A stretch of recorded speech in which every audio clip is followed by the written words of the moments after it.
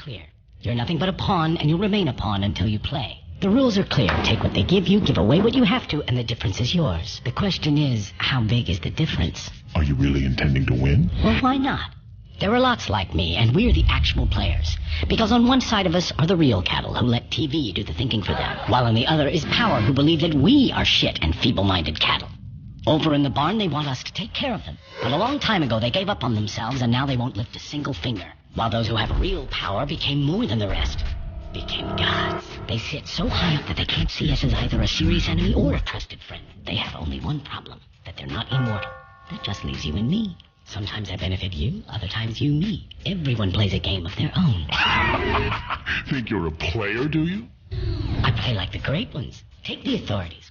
Quite unceremonious, but they do have a few lively plays up their sleeves for the people.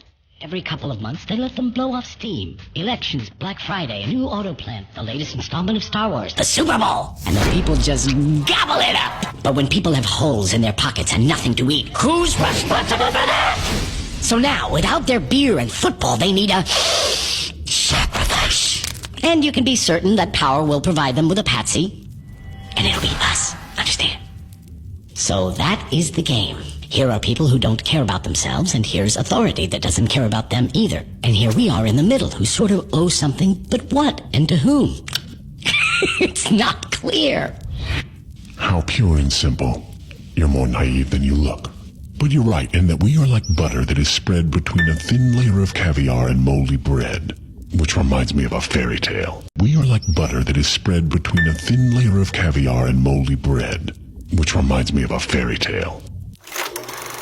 Once there lived a poor wolf, and nearby lived a very powerful and rich fox. They grew up together, were in the same class at school, but now they're in different social classes. The fox's life was like a fairy tale. One day the wolf came to him and said, "Teach me to do it. I'm tired of my life and I want to play with the big boys. I want to live like you. Tell me what to do." The fox answered, "Don't sweat it. I'll fix up a place for you. You'll have a cushy job. You'll sit in a chair, quietly catch fish, by the rules. Don't fuss, take a lot here, a little there, anything will do." So the wolf nervously looked around and saw that everyone was doing the same thing. And soon, it was all working. He caught big fish and little ones. One day, the fox came to get his share of fish, but the wolf said to him, "Sorry, brother, this fish is stuck to my tail." So the fox went and unstuck it. He cut the wolf's tail off and unstuck the fish. Good thing the wolf wasn't using his for bait. That's what happens when you play by someone else's rules. That's what happens when you play by someone else's rules. Why are you telling me your tale's here? If you're so smart, then maybe you know a way out. The way out, my colleague, is through the entrance. It's time to get out of this game. Look, yeah, we have money, and what good does it do? There is nothing for us to do in this country. The number of alcoholics and morons is larger than the whole population. It's all polluted, education doesn't exist, and that new auto plant? It's not real. There's no other way than to leave and wipe this nightmare from our brains. To leave? And who's going to let you do this? You'll never forget this nightmare because it won't ever let you wake up. We do have money. But whose money is it? Is it yours, really? Can you actually spend it? Or offshore it? Can you legalize it? Give it to your children? Don't lie to yourself. Don't be like the others. You're in a trap, and the trap will only open its jaws once you are good and deceased. We can buy our way out of a criminal suit, maybe a nice mansion, a few cars, expensive tutors for the kids, but that's about it. See, you're like a hamster on a wheel, no freedom to be seen while the system rolls right on. Why don't I tell you a fairy tale, my special friend?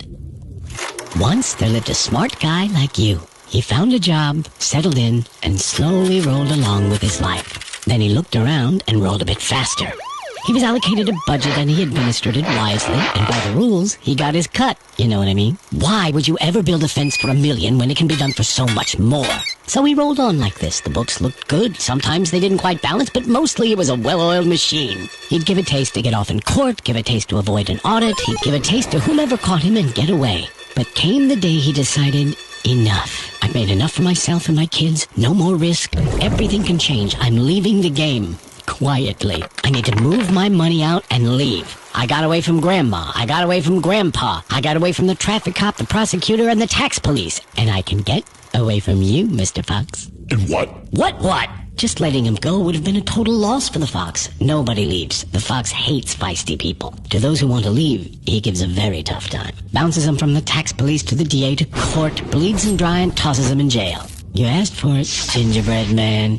Why are you silent? Hello? Are you even here? Leave him alone. He looks like he's asleep. What can I say? You seem to be making some good points, so I didn't chime in. So what do you want? To win? Or not to lose? Not to lose. It doesn't matter. How is it possible to win or lose in a game where the rules are constantly changing, but are never changed by you? I want to tell you a story, too.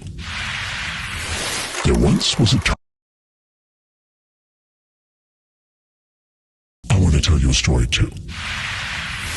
There once was a turnip that grew very, very big.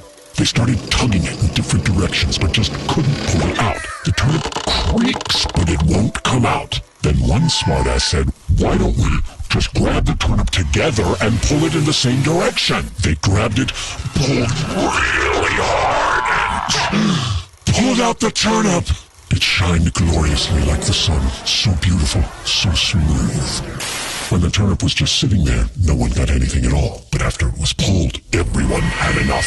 There is one way alone for us to agree amongst ourselves, to finally write some rules ourselves. And that's when it will start. Our game.